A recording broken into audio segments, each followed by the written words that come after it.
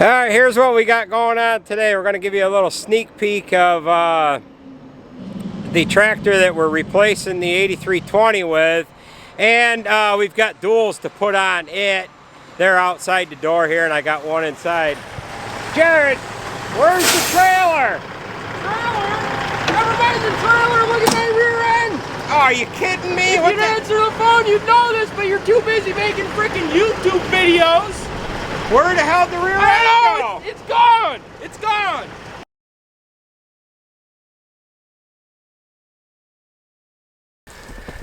Well, how's everybody doing? We ended up having new tires put on the front of this 9410 here. They actually did this yesterday. We only had the 4 on the front put on, and these are a BKT Agramax RT765. The old ones that were on here, they were slightly wore out more than the ones on the back, and they were all kind of split and whatever. The sidewalls are starting to go to hell because of all the weight that's on the front of this tractor. It kind of wears out the front tires first. So we ended up having 4 new ones put on the front. McLaughlin Tire put these on yesterday, and we're going to walk into the shop here in a minute, show you what we kind of what we have going on there today. But you can see the back ones there in pretty good shape yet. So with putting 4 on the front, by the time the back ones are wore out, these front ones will probably be wore out too. So we've had BKTs for a little while now, and we've had pretty good luck with them. I've actually got them on the feeding tractors too, so they wear pretty good. They got pretty well, tall lug on them. So let's wander into the shop and we'll work on a few things or show you what we have that we're going to be working on here today. So let's get after it here.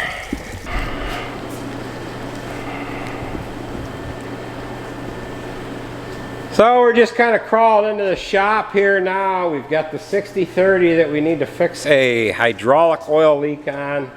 There's a line up on the front of the pump here that's leaking, and we're going to actually roll it outside and get after it with a pressure washer. This is actually going to be one of the first pieces of equipment that I've washed up before I actually worked on it. So they did an oil change on it this morning, and it's been leaking oil for a little while, so we figured we'd get it addressed today.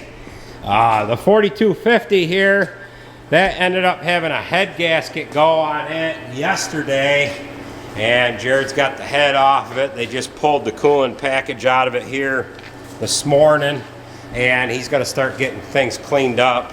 We've got to figure out where we're going to be able to take the head. There's not too many places open here now, and we've also got to get all the injectors done. So I think D&W is open, but we got to figure out what we can do there. That's where we're going to send the injectors. So he's got the 4620 that he's kind of been tinkering with as well, and he ended up taking the top cover off the transmission, and he thought he had a synchronizer bad or something, but it's been popping out of gear.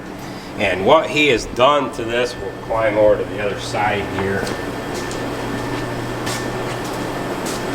What he's actually done to this is he's replaced a couple of the shift rods, and then there's a seal on the side of the transmission. He's kind of got these battery boxes strapped shut because he doesn't have the floorboard on there. So he ended up working on the shifter itself. He kind of rebuilt everything in the shifter mechanism there. We're going to go with that first before we get into getting into the transmission. But we've got a hydraulic line that's leaking on this too. We've got to get that addressed. This line right here that runs up to the pump, it's leaking. We got to figure out how we're going to be able to get that off in there. We'll have to take this side panel off the engine here. We haven't yet figured that out yet. So he's got some work left to do on this. Now this tractor here, years ago I planted corn with it. I had a lot of corn with this old girl, and had a side toolbox on here. It's actually right there, a platform with a truck style toolbox on it. I could carry like 6 bags of seed on the other side. my lunch and whatever in there. And had a radio on the fender. I hung a monitor up in the canopy there for the 6-row planter that we were using at the time. And we had a set of duals that went on this. We narrowed the front end up, narrowed the rear end up, had a set of snap-on duals that went on there with a extra wide spacer to put the spacing out for 30-inch corn rows. Now, so before we roll this 60/30 out here, I've got a freaking flat tire on this damn Gator. So we're gonna put a plug in it quick, have Junior here pull it outside, and we're gonna get this 60/30 cleaned up so we can figure out what this oil leak is all about.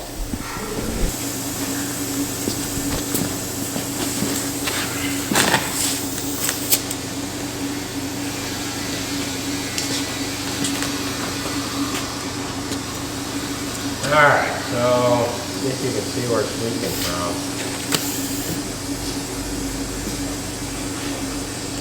You ever buy new tires for that, Andy? Huh?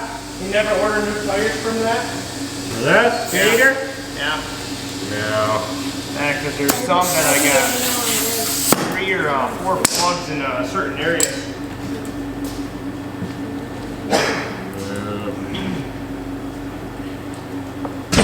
Lost the air in a hurry.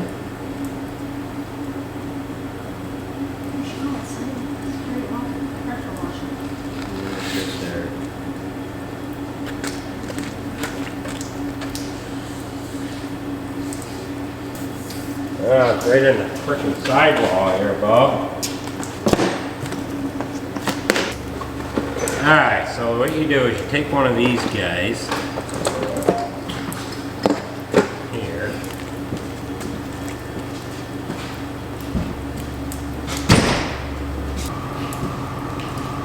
Well, put these air dryers around and then you can shut it off. Alright, so we got that in there now. Take this glue here. There's not a lot in here.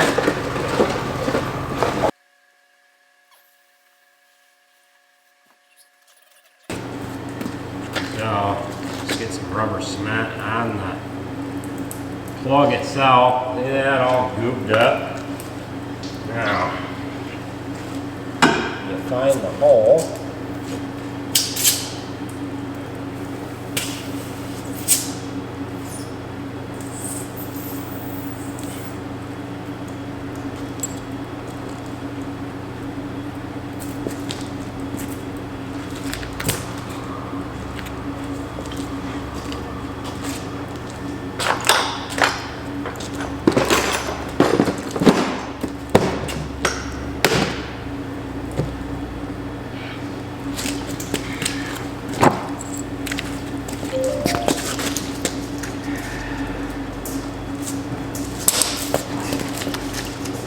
Alright, a couple things. We need some more rubber cement. And I need to order a couple new tires. This injury is in the sidewall of this tire right there. And I don't know how long this plug is going to last, but there ain't much meat to that tire right there. So we're going to have to order some new tires. Put a little more air in it, and then we'll just pull it outside so I can do this 60/30. Can you get that? Here. They're troublesome putting them in there, ain't they? Alright, go ahead, put some air in it. I'll get the door up. It only needs a little bit.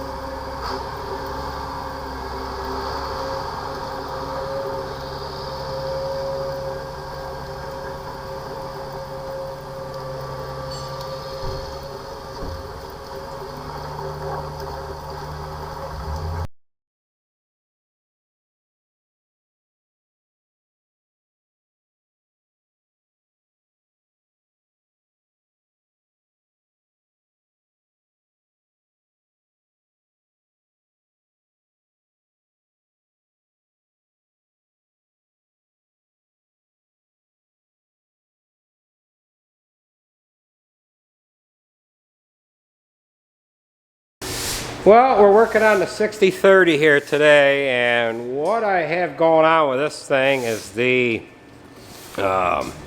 transmission oil cooler. Oh, it sets on a bracket that goes in underneath the radiator here, and these pegs are kind of wore out, so I'm going to put new pegs down so that this foot can sit on it, and then this bracket here broke off where it bolts to the side of the radiator, and it was just causing it to wander in there, so it kind of chafed out the foot plate here. So we've got to drill some holes in the piece of flat stock that's on the bottom of that foot plate, weld some taller pegs on there so that it can set into place on the little rubber grommets that it sits on. So we just got the HD back today. Had a local garage put a new heater core in it, an evaporator, new key switch, and everything else. We're trying to get this 6030 done because we have the W9 coming in. It's got something clunking in it. We're not sure if it's related to the transmission or if it's got something going on in the rear end. So we kind of need this bay that this 6030 is setting in. And then 4250, Jared's got just about everything off of it that needs replaced. He's going to put a new water pump on it. The head's out getting worked on now. And he's just waiting for a pile of parts and some time to get this thing back together. But we've got an oil change that Nate is going to do on the regular cab. We're kind of crammed for space. We've got some stuff over in this one corner of the shop that it's going to take us a little while to get out of there. So, and then we've got the 4620 that we had talked about yesterday. So what do you think you got going on? Well, back in, we'll jack it up and see if we've got broken wheels or something. All right, so we have new pegs welded into place on this plate. Now this plate goes in underneath the radiator of the tractor. The radiator sits about right in here. It actually bolts down right there. And then this is going to set on top of here. Something like, I can't quite get it on there with both hands. Goes on there like that. And then this part here is going to bolt to the radiator itself. So we're going to go ahead and get this plate put in place, and then we can bolt down our oil cooler. Alright, we've got the plate in underneath the radiator. That's this right here. And then there, that's two pegs that this oil cooler sits down onto. Then it bolts to the front of the radiator. So we're just going to set this in there. It sets on a couple of rubber pieces. So we'll push that down a little bit. And then I got to drill a hole right here for that bracket on that side. So, and then why don't you grab like a piece of rubber of some kind that we could put in behind that, like a mud flat or a fire hose, lay flat hose. Maybe you can cut a piece of lay flat hose and fold it over.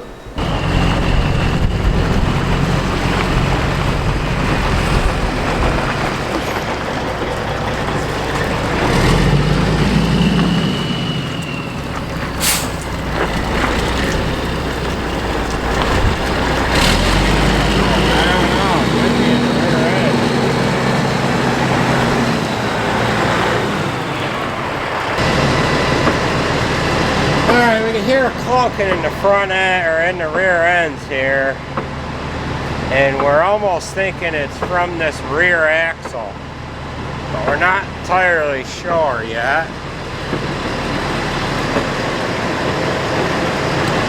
We're going to have to pull the drive shaft from in between these two differentials here.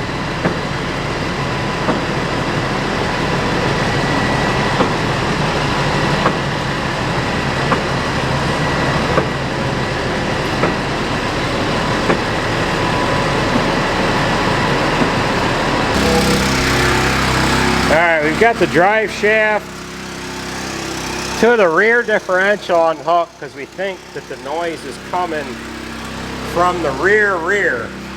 So with unhooking that, that's going to eliminate that from the drive line here, because it could potentially be a problem in the transmission, and it could be coming back through and ricocheting all the way back to this rear.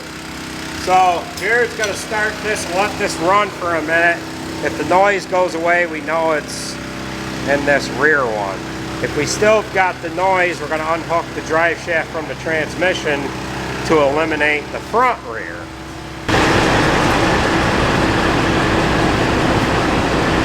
Alright, so the noise has gone away. Don't stand too close to that tire, Jaden. For the most part, the noise, well, for the most part, it's gone. The noise is gone altogether. Now, we'll let him shut that off. Now we'll try to roll this rear differential around. See if we can't hear something just by rolling it around by hand. We were rolling this around earlier by hand. We thought it didn't feel quite right. And I don't know. So we're gonna let him shut this down now. At least it's not in the transmission. Getting this rear out is not that much of a job. We'll go ahead and tear into this.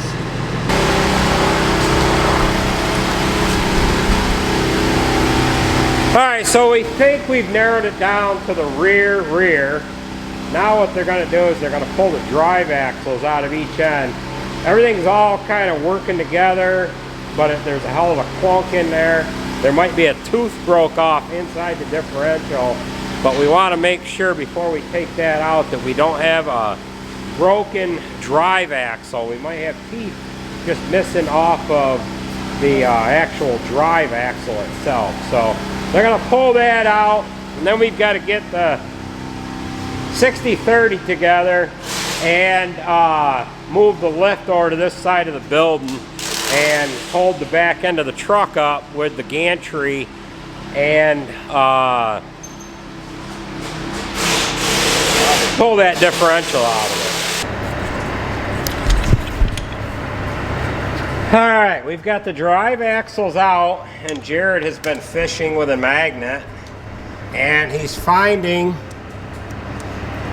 well, pieces to a bearing. They're just pulling stuff out left and right out of this side, so we've got stuff going on the inside of this differential. A bearing must have went or something. Must be a bearing on this side, because is there anything on that side? No, there isn't anything on that side. So more pieces? No, it's all a lot of files. Oh, look at that. Yeah. So all that stuff. Oh, that's painful. Pretty cool. Alright, she's all back together now, and Nate's gonna roll her outside and put her on the manure pump.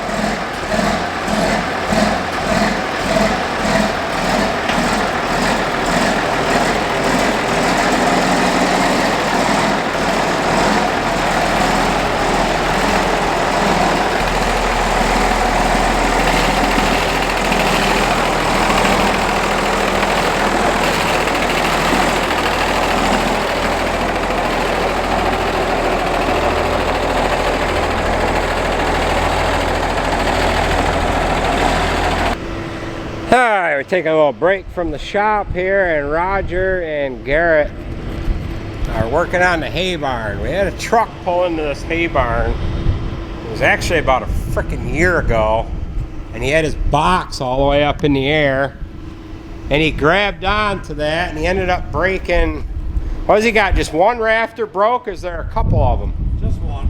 Yeah, I thought there was a couple, but Roger says just the one. So he's got all the sheet metal off in there. He's got to pull them broken pieces back.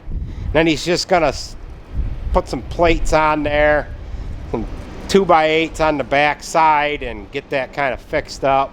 Get some new tin to put on there, and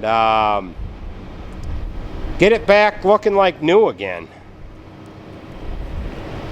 Well, we got the 60/30 out of here. Now we're working on this 900. We're gonna roll this rear end right out from underneath the truck. and unbolt everything. Raise the truck up with the chain falls on the gantry here, and that'll allow us to be able to get this rear end right out from underneath the truck.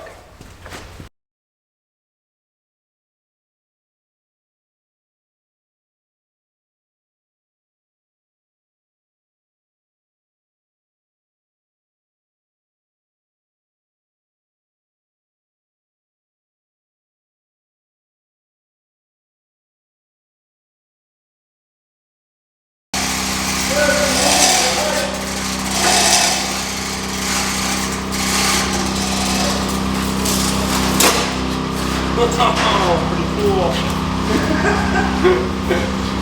Rolling. Alright, so we got the differential all unbolted. Now we're going to try to get it. Well, it's coming right up out of there. You're not quite straight. Yeah, it's coming. It'll straighten itself. Nah, it's not. I'll hold it. On the brake canister. Yeah, you're hitting the brake canisters, so Don't bend your ads, so just keep going. I'll hold it from the point. maybe you got to get a pry bar underneath that side. Push down on this side. You gotta go up on this side. Yeah. It's coming. Maybe. Now it's down over here. And get a tire iron in there or something. It's just, it won't lift up out of here because we've got the brakes caged. Hold up a second. I think We're hung up on this bolt. Oh, what do you got? A keeper bolt there? Or a, the stud that didn't. watch your fingers. Oh boy.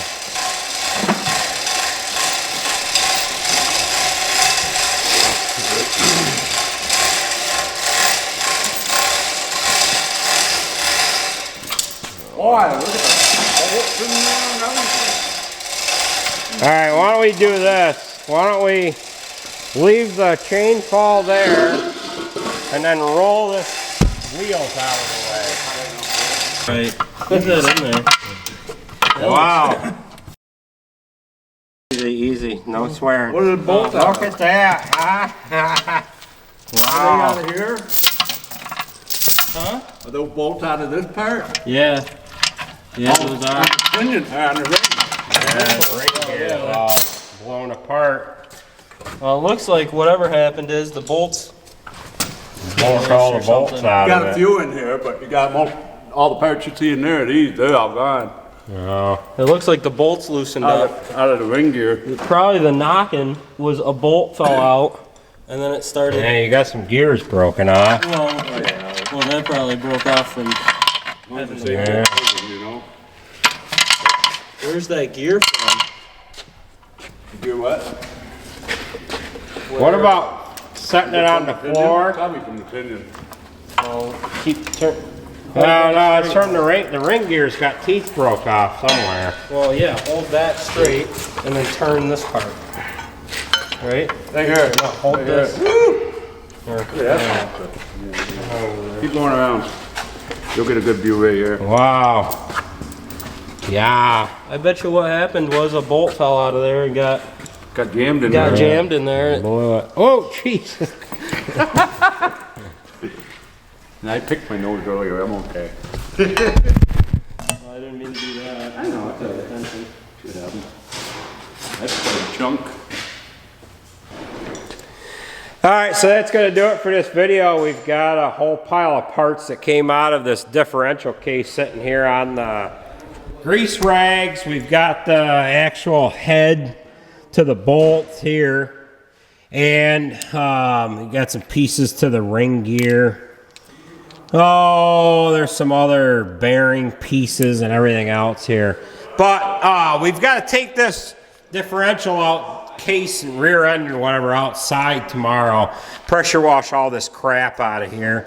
We ended up pulling the magnet out of the bottom of the differential case that's stuck right into the inside here. We cleaned all the metallic chunks off of that.